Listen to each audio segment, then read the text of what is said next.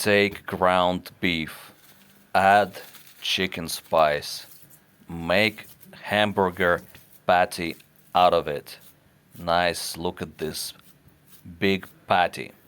Hot pan, olive oil, patty on top. Flip the patty after 2 minutes. Add cheese on top.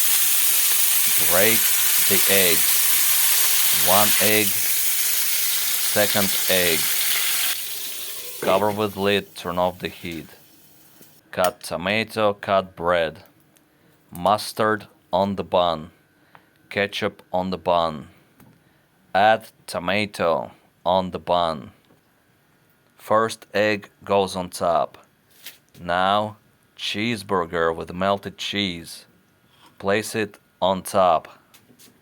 Now the second egg, like this. Build it carefully. Cover with bun. Look at it, masterpiece from all sides. Check inside. Beautifully built breakfast cheeseburger. Look at it with egg. Let's try it.